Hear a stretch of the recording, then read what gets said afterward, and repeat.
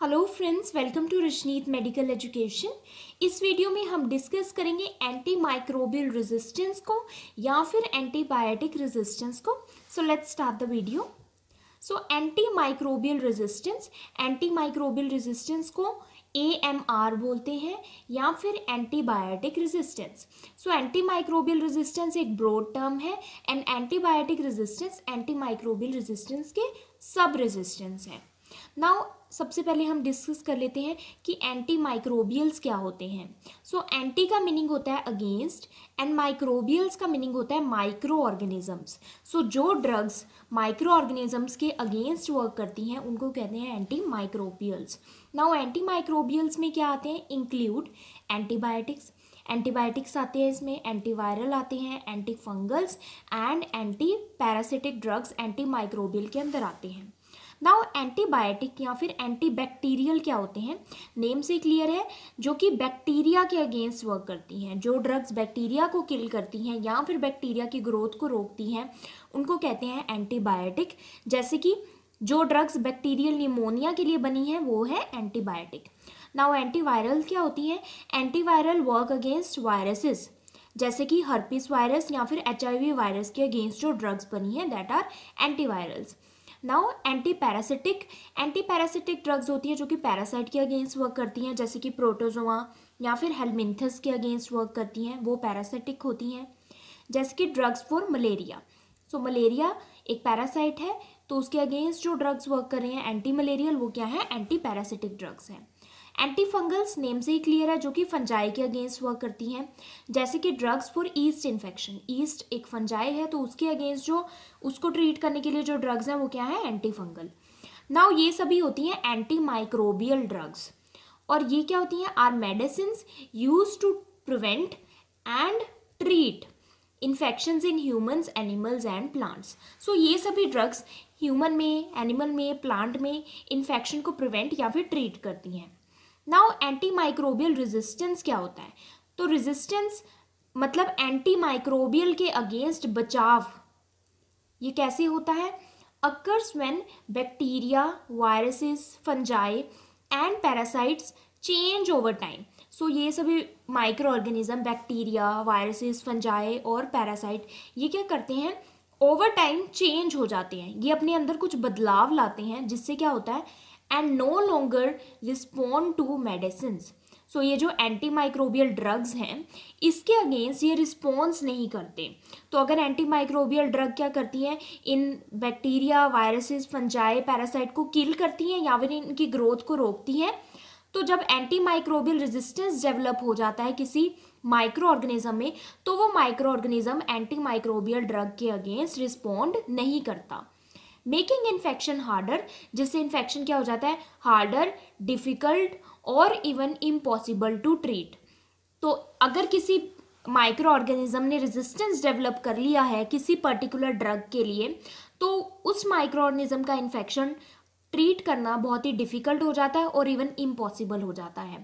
And increasing the risk of disease spread, severe illness and death, जिससे कि disease और ज़्यादा स्प्रेड होती है, सीवियर इलनेस होती है और इवन डेथ भी हो जाती है। सो वन डेफिनेशन ये है एंटी माइक्रोबियल रेजिस्टेंस की। सेकेंड क्या है? Resistance is the ability to oppose the drug. तो रेजिस्टेंस क्या है? किसी माइक्रो ऑर्गेनिज्म की एबिलिटी है, क्षमता है ड्रग को अपोज करने की, मीन्स ड्रग के अगेंस्ट वर्क करने की, ड्रग के लिए रिस्पॉन्ड ना करने की। When the micro organism can not be destroyed by the highest recommended dose of the drug. तो जब कि कोई माइक्रो ऑर्गेनिज्म, जो ड्रग उस माइक्रो ऑर्गेनिज्म के लिए बनी है, तो अगर उस ड्रग की हाईएस्ट रिकमेंडेड डोज, मतलब जो मैक्सिमम डोज है ड्रग की, वो भी अगर हम एडमिनिस्टर कर दे फिर भी माइक्रो ऑर्गेनिज्म डिस्ट्रॉय नहीं हो पा रहा, इट मीन्स उस माइक्रो ऑर्गेनिज्म ने उस पर्टिकुलर ड्रग के लिए रेजिस्टेंस डेवलप कर लिया है। सो ये होता है एंटी माइक्रोबियल रेजिस्टेंस। नाउ अब सबसे पहले अगर एंटी माइक्रोबियल रेजिस्टेंस के बारे में हमने पढ़ा है, तो अगर एंटीबायोटिक रेजिस्टेंस है मीन्स बैक्टीरिया जो है एंटीबायोटिक के लिए वर्क नहीं करेगा। एंटीवायरल रेजिस्टेंस है मीन्स वायरसेस एंटीवायरल के लिए वर्क नहीं करेंगे। एंटी फंगल रेजिस्टेंस है मीन्स जो फंजाई है वो किसी पर्टिकुलर एंटी फंगल ड्रग के लिए वर्क नहीं करेगी। एंटी पैरासिटिक रेजिस्टेंस है तो वो पैरासाइट किसी पर्टिकुलर एंटी पैरासिटिक ड्रग के लिए रिस्पॉन्ड नहीं करेगा। सो अब हम पढ़ेंगे हाउ एंटीबायोटिक्स वर्क। तो इसको डिटेल में समझने से पहले हमें समझना होगा कि एंटीबायोटिक्स कैसे वर्क करती हैं। तो एंटीबायोटिक क्या होती हैं? जो कि बैक्टीरिया के अगेंस्ट वर्क करती हैं। सो फर्स्ट मैकेनिज्म क्या है एंटीबायोटिक का? Degrading the bacterial cell wall. So antibiotic क्या करती हैं? बैक्टीरिया की सेल वॉल को डिग्रेड करती हैं, जैसे कि पेनिसिलिन। पेनिसिलिन क्या करती है? बैक्टीरिया की सेल वॉल की सिंथेसिस नहीं होने देती और अल्टीमेटली बैक्टीरिया डाई हो जाता है। फर्स्ट मैकेनिज्म ये है। सेकंड क्या हो सकता है? एंटीबायोटिक क्या करती है? Inhibit metabolic pathways of bacterial cell. So जो बैक्टीरिया का जो सेल है, बैक्टीरिया को भी मेटाबॉलिज्म करना है, अपने आप को उसको एनर्जी चाहिए, फूड चाहिए, तो कुछ एंटीबायोटिक बैक्टीरिया का मेटाबॉलिज्म जो पाथवे है वो नहीं होने देती, उसको रोकती हैं, जैसे कि सल्फोनामाइड्स। सल्फोनामाइड्स एंटीबायोटिक है, ये क्या करती हैं? फोलिक एसिड सिंथेसिस को रोकती हैं बैक्टीरिया की। नाउ थर्ड क्या हो सकता है? Interfering the protein synthesis. Protein synthesis नहीं होने देना माइक्रो ऑर्गेनिज्म की, जैसे कि टेट्रासाइक्लिन। टेट्रासाइक्लिन क्या करती हैं? Blocks ribosomal protein synthesis in bacteria. तो ये प्रोटीन सिंथेसिस नहीं होने देती बैक्टीरिया में टेट्रासाइक्लिन, क्योंकि प्रोटीन कहाँ से सिंथेसाइज होता है? राइबोसोम से। राइबोसोमल सब यूनिट्स हेल्प करते हैं प्रोटीन सिंथेसिस में, तो वो राइबोसोमल को ही ब्लॉक करती है। देन आता है नेक्स्ट मैकेनिज्म क्या हो सकता है? Inhibit genetic function. तो किसी बैक्टीरिया के जेनेटिक फंक्शन को, जेनेटिक रेप्लिकेशन को ही इनहिबिट करना, रोकना, जैसे कि डीएनए रेप्लिकेशन जो बैक्टीरिया की होती है उसको रोक देना। ये कौन करती है? सिप्रोफ्लॉक्सासिन। सिप्रोफ्लॉक्सासिन क्या करती है? Target enzyme DNA gyrase. So जो डीएनए गायरेज एंजाइम है बैक्टीरिया का, वो डीएनए की रेप्लिकेशन करता है बैक्टीरिया में, और सिप्रोफ्लॉक्सासिन क्या करता है? डीएनए गायरेज को टारगेट करता है, उसको ब्लॉक करता है और डीएनए की रेप्लिकेशन नहीं होने देता बैक्टीरिया में, जिससे बैक्टीरिया किल हो जाता है। सो दीज आर, ये डायग्राम में मैंने दिखाया हुआ है। सो फर्स्ट आता है सेल वॉल सिंथेसिस। सो कुछ बैक्टीरिया क्या करते हैं? सेल वॉल सिंथेसिस नहीं होने देते, जैसे कि बीटा लैक्टम एंटीबायोटिक्स, जिसमें पेनिसिलिन भी आता है, सिफेलोस्पोरिन्स आते हैं, देन वैंकोमाइसिन। देन कुछ क्या करते हैं? सेल मेम्ब्रेन में इंटरफेयर करते हैं, जैसे कि पोलीमिक्सिन्स। देन कुछ क्या करते हैं? प्रोटीन सिंथेसिस में इंटरफेयर करते हैं, जैसे कि टेट्रासाइक्लिन, अमाइनोग्लाइकोसाइड। ये प्रोटीन की सिंथेसिस नहीं होने देते, तो ये 30S राइबोसोमल यूनिट को टारगेट करते हैं। नाउ जो 50S राइबोसोमल यूनिट को टारगेट करते हैं वो ये हैं सारे, मैक्रोलाइड्स हो गए। देन कुछ क्या करते हैं? फोलेट सिंथेसिस नहीं होने देते। इट मीन्स जो मेटाबॉलिज्म पाथवे है उसमें इंटरफेयर करते हैं। इसमें ये कौन सी है? Trimethoprim and sulfonamides. Then nucleic acid synthesis नहीं होने देते, मीन्स जेनेटिक मटेरियल में इंटरफेयर करते हैं, जैसे कुछ ड्रग्स जो डीएनए गायरेज को टारगेट करते हैं वो क्या है? क्विनोलोन्स। और कुछ आरएनए पॉलीमरेज को टारगेट करते हैं, वो कौन सी है? रिफैम्पिसिन। नाउ हमें पेनिसिलिन, जो कि एक एंटीबायोटिक है, बीटा लैक्टम एंटीबायोटिक है, इसका भी मैकेनिज्म ऑफ एक्शन समझना होगा एंटीबायोटिक रेजिस्टेंस के लिए। सो पेनिसिलिन क्या करता है? Penicillin kills susceptible bacteria by specifically inhibiting the transpeptidase that catalyse the final step in cell wall biosynthesis. Now ये अभी आपको इजीली समझ आ जाएगा कि पेनिसिलिन क्या करता है? सेल वॉल की सिंथेसिस नहीं होने देता बैक्टीरिया में, तो बैक्टीरिया मर जाता है। नाउ ये किसको रोकता है? ये ट्रांसपेप्टाइडेज एंजाइम को रोकता है। अब ये आपको समझ आएगा कैसे। सो ये एक ग्राम नेगेटिव बैक्टीरिया का मैंने डायग्राम दिखाया हुआ है, ये वाला ग्राम नेगेटिव बैक्टीरिया है ये।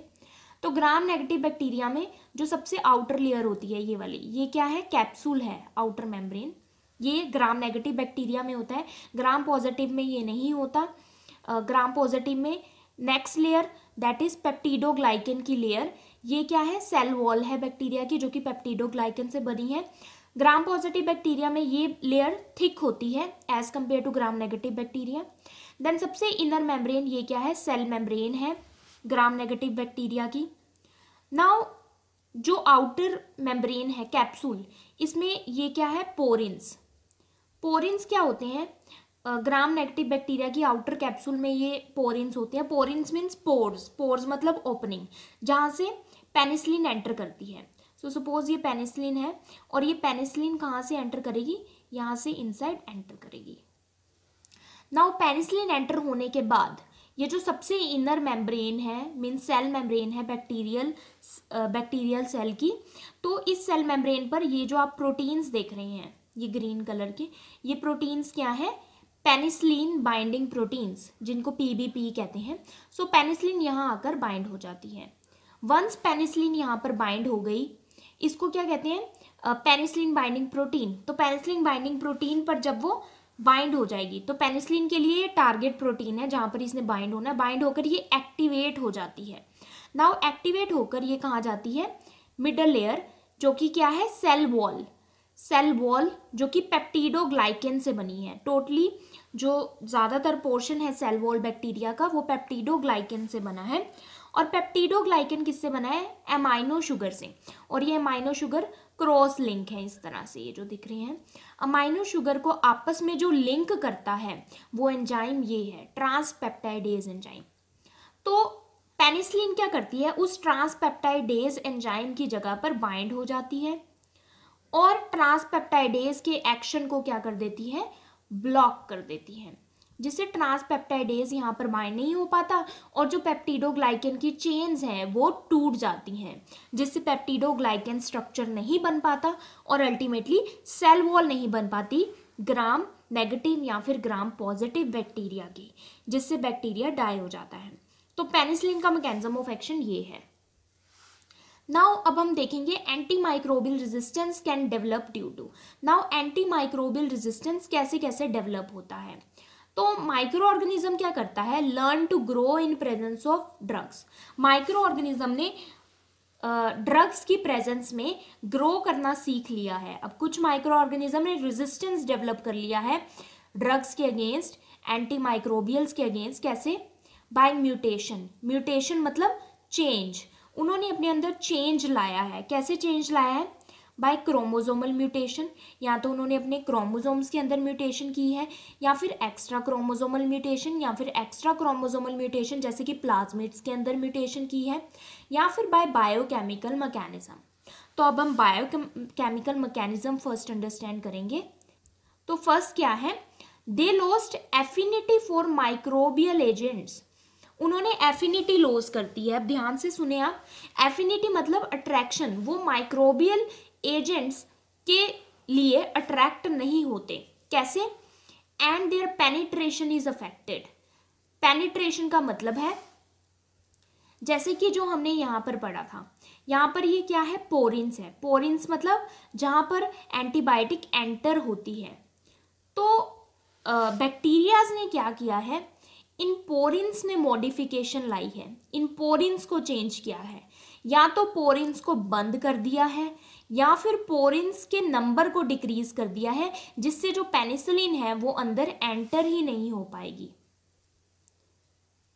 जैसे कि they lost affinity for microbial agent and their penetration is affected. Penetration मतलब वो अंदर घुस ही नहीं पाएंगे, एंटी माइक्रोबियल अंदर नहीं घुस पाएंगे। Limiting Uptake of a drug अंदर नहीं जा पाएगी। सर्टेन बैक्टीरिया ने क्या किया है? अपनी सेल मेम्ब्रेन पोरिन चैनल्स, तो जो पोरिन चैनल मैंने पीछे दिखाए, उनको मॉडिफाई किया है। या तो उनके नंबर को डिक्रीज कर दिया है, या फिर क्या किया है? और चेंज इन सिलेक्टिविटी को चेंज कर दिया है। thereby preventing the antimicrobial from entering into the cell। तो एंटीमाइक्रोबियल क्या होगा? एंटर ही नहीं होगा सेल में। अब ये जो मॉडिफिकेशन किसने लाई है? स्यूडोमोनास ने, एंटीरोबैक्टर ने, क्लेप्सिला ने, और किस किस ड्रग्स के अगेंस्ट? अमाइनोग्लाइकोसाइड और क्विनोलोन्स के अगेंस्ट। सो ये मैंने कुछ एग्जांपल्स दिए हुए हैं कि इन बैक्टीरिया ने इन ड्रग्स के अगेंस्ट इस तरह से रेजिस्टेंस डेवलप किया है। नेक्स्ट क्या है? Thicken cell wall.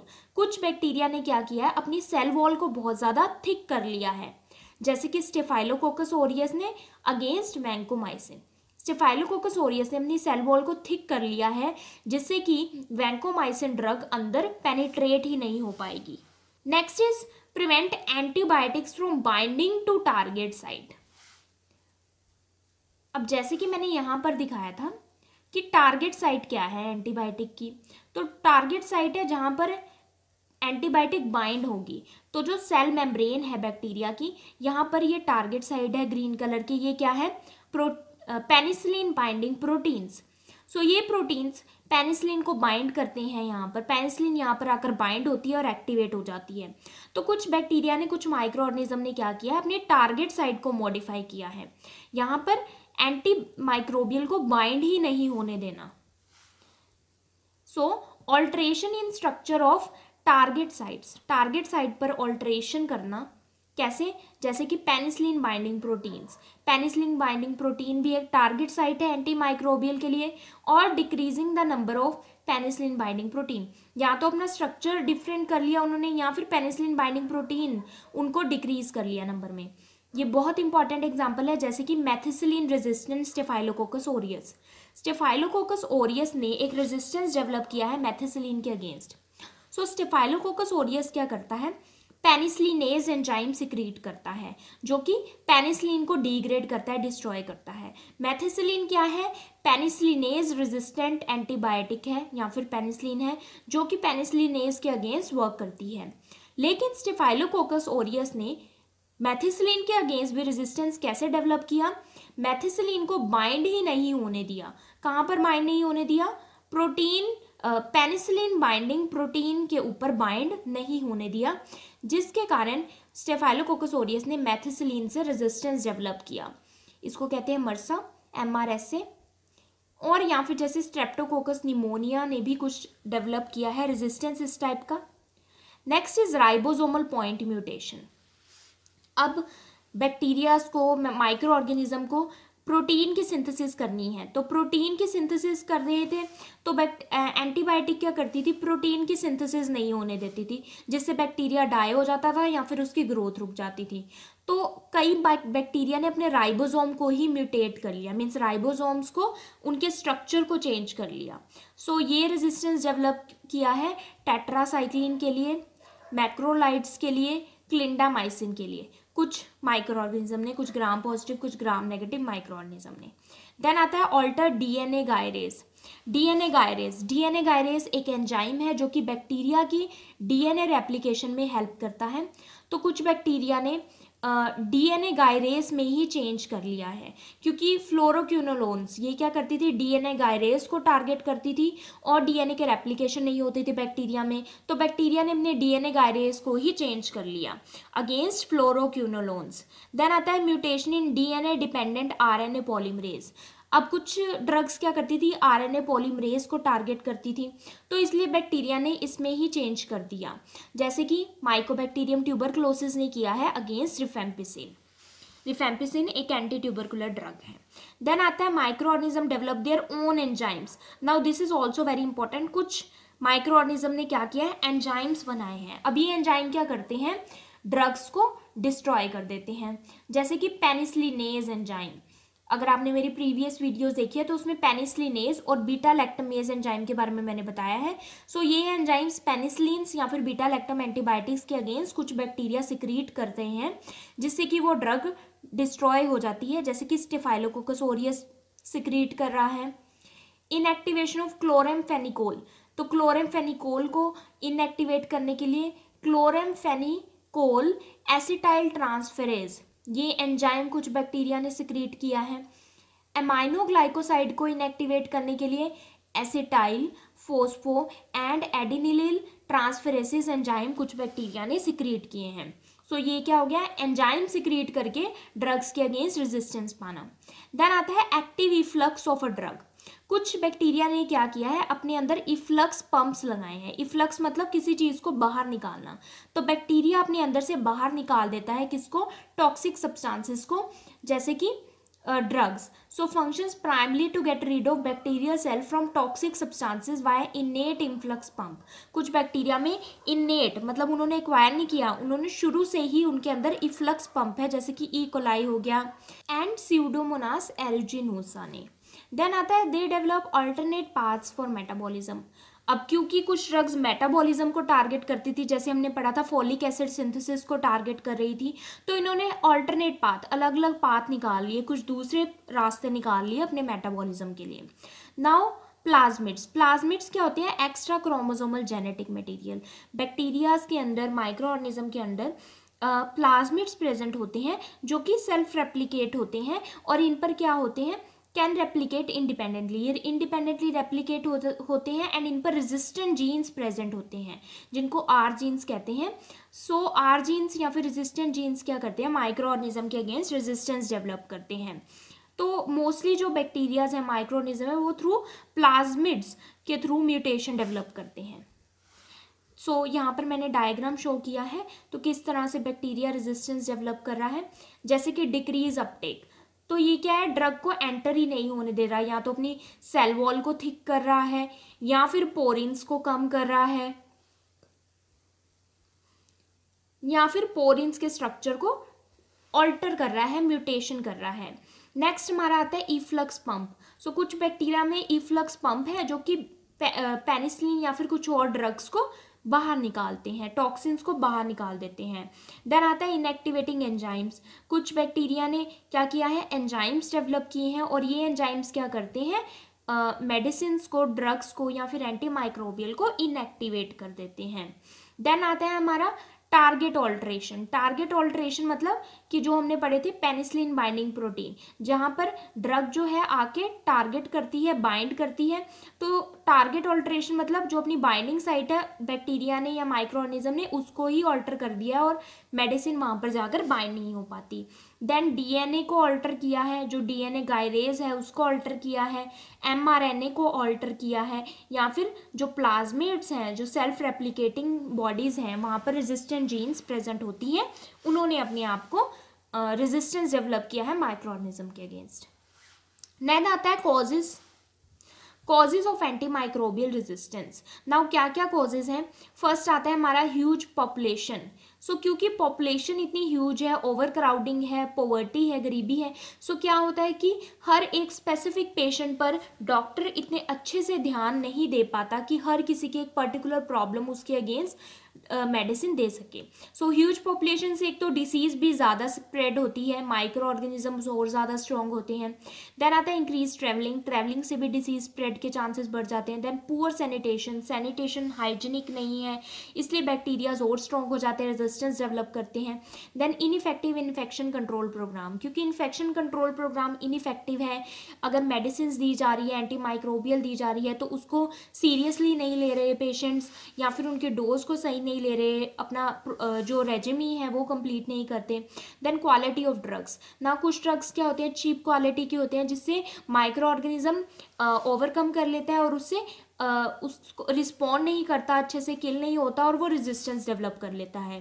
देन आता है over the counter availability of drug, या फिर आप बोल सकते हैं सेल्फ मेडिकेशन, क्योंकि over the counter drugs available है, मेडिसिन अवेलेबल है और पेशेंट अपने आप उन मेडिसिन को ले लेता है और जैसे ही रिलीफ उसको लगता है तो मेडिसिन वो इन बिटवीन ही छोड़ देता है, कोर्स कंप्लीट नहीं करता, जिससे माइक्रो ऑर्गेनिज्म रेजिस्टेंस डेवलप करते हैं. देन आता है poor adherence of doses regiments. So resume अगर कंप्लीट नहीं हुआ, मीन्स आपने डोज पूरी नहीं ली, अगर 1 वीक का कोर्स था तो आपने 3 डेज के अंदर ही उसको छोड़ दिया, अगर आपको रिलीफ मिलने लग गया, तो इससे क्या होता है, माइक्रो ऑर्गेनिज्म दोबारा बैक हो जाता है, ओवरकम कर लेता है मेडिसिन से और स्ट्रॉन्ग हो जाता है, जिससे रेजिस्टेंस डेवलप हो जाता है उस पर्टिकुलर मेडिसिन के लिए. तो अगर आप मिस यूज़ कर रहे हैं, डोज कम ले रहे हैं या डोज ज़्यादा ले रहे हैं, ओवर यूज़ कर रहे हैं, तो रेजिस्टेंस डेवलप होता है. देन आता है लैक ऑफ एजुकेशन के कारण भी होता है. Then inappropriate use of available drug.